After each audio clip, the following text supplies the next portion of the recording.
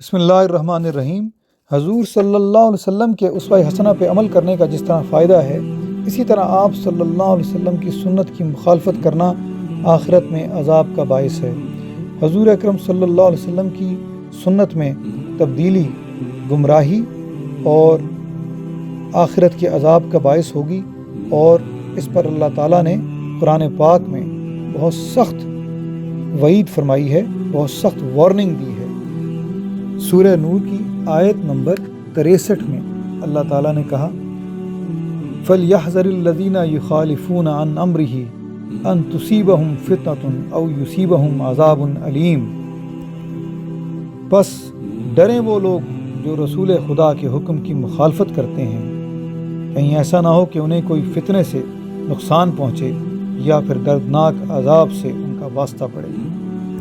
اسی طرح اللہ تعالیٰ نے سورہ نساء کی آیت نمبر 115 میں کہا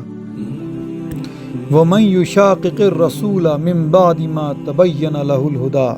وَيَتَّبِعْ غَيْرَ سَبِيلِ الْمُؤْمِنِينَ نُوَلِّهِ مَا تَوَلَّى وَنُصْلِهِ جَهَنَّمَ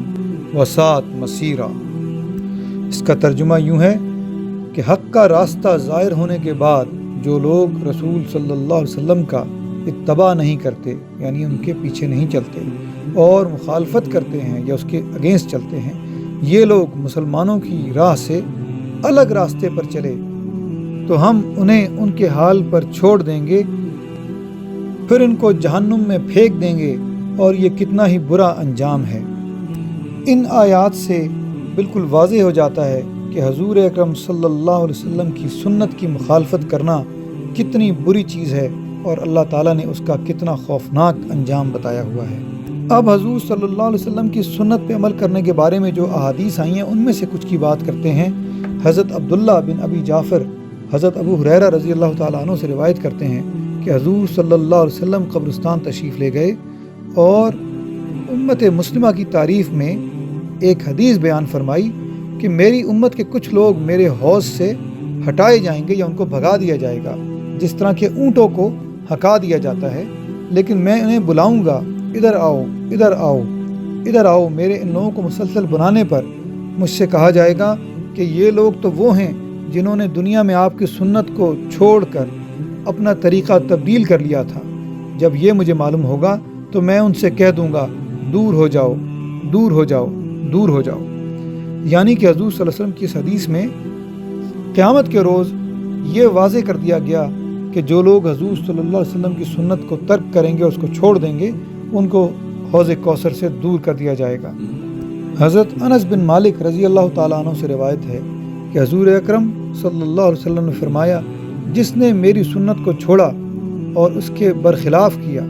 وہ مجھ سے نہیں ہے، یعنی کہ وہ ہماری امت سے، ہمارے معاشرے سے علیحدہ ہے۔ اور حضور صلی اللہ علیہ وسلم نے یہ بھی فرمایا کہ جس نے ہمارے دین میں ایسی بات شامل کر دی جو اس میں نہ تھی تو وہ بات چھوڑ دینے کے قابل ہے، اس کو کبھی قبول نہ کیا جائے۔ ابن ابی رافع نے اپنے والد کے حوالے سے حضور اکرم صلی اللہ علیہ وسلم کا فرمان اس طرح سے بتایا ہے کہ میں تمہیں ایک ایسے شخص کے بارے میں بتاؤں جو کہ بیڈ پر یا تخت پر تکیہ لگائے بیٹھا ہوگا یا آرام کر رہا ہوگا، اور اس کے پاس میرا حکم پہنچے جس کے کرنے کا یا تو میں نے حکم دیا ہوگا یا اس چیز کے کرنے سے روکا ہوگا، تو وہ شخص یہ کہہ دے کہ اس بارے میں ہمیں علم نہیں اور نہ ہم نے کتاب اللہ میں دیکھا ہے، لہٰذا اس حکم پر عمل کرنے کا سوال ہی پیدا نہیں ہوتا۔ تو حضور صلی اللہ علیہ وسلم نے فرمایا خبردار ہو جاؤ، حضور صلی اللہ علیہ وسلم کی جانب سے کسی بھی چیز کو روک دینے کا حکم ایسا ہی ہے جیسا کہ اللہ کی طرف سے حکم ہو۔ یعنی کہ حضور صلی اللہ علیہ وسلم کی سنت، آپ صلی اللہ علیہ وسلم کی حدیث کے پہنچنے کے بعد کوئی اس سے انکار نہیں کر سکتا۔ آپ صلی اللہ علیہ وسلم کا حکم ایسا ہی ہے جیسا کہ اللہ تعالیٰ کا حکم ہے، اور آپ صلی اللہ علیہ وسلم کی سنت پر پیروی کرنا ایسا ہی ہے کہ جیسے اللہ تعالیٰ کی حکم کی پیروی کی جائے۔ ایک بار حضور صلی اللہ علیہ وسلم کے سامنے ایک ایسی تحریر لائی گئی جو ایک شانے کی ہڈی، جو شانہ ہوتا ہے جانور کا، اس کی ہڈی پر لکھی گئی تھی۔ حضور صلی اللہ علیہ وسلم نے فرمایا کہ کسی بھی قوم کی حماقت یا اس کی گمراہی کے لیے یہ بات کافی ہے کہ وہ اپنے نبی کی طرف سے لائی ہوئی باتوں کو چھوڑ دے اور کسی اور کی طرف جو اللہ کا نبی نہیں ہے، یا اس کی اپنی کتاب قرآن کو چھوڑ کر دوسروں کتابوں کی طرف متوجہ ہو۔ اسی سلسلے میں اللہ تعالیٰ نے یہ آیت نازل فرمائی، اولم یکفہم انا انزلنا علیک الکتاب یتلی علیہم، جس کا ترجمہ یوں ہے، کیا یہ بات ان کے لیے کافی نہیں کہ ہم نے ایسی کتاب آپ پر نازل کی جو ان کے سامنے پڑھی جاتی ہے۔ یہ سورہ العنکبوت کی آیت نمبر 51 ہے۔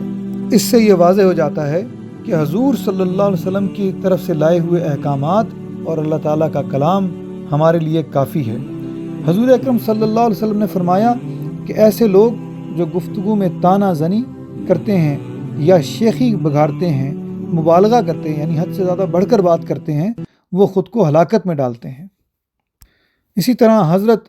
ابو بکر صدیق رضی اللہ تعالیٰ عنہ نے فرمایا کہ جو کام حضور اکرم صلی اللہ علیہ وسلم کرتے رہے ہیں، میں اس کام کو ہرگز نہیں چھوڑوں گا، کیونکہ مجھے یہ ڈر ہے کہ اگر میں نے حضور صلی اللہ علیہ وسلم کے کسی قول یا عمل کو چھوڑ دیا تو میں یقیناً گمراہ ہو جاؤں گا۔